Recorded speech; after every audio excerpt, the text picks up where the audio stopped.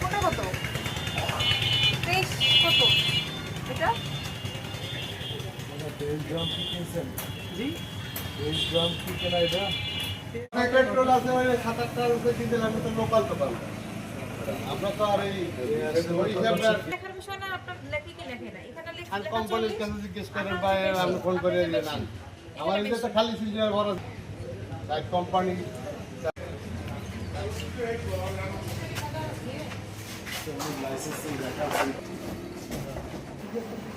আবার কপি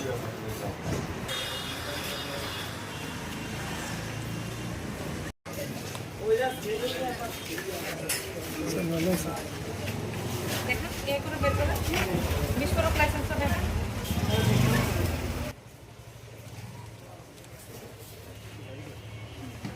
কত কত করে করার নেই আপনার সামনেই তো বলবো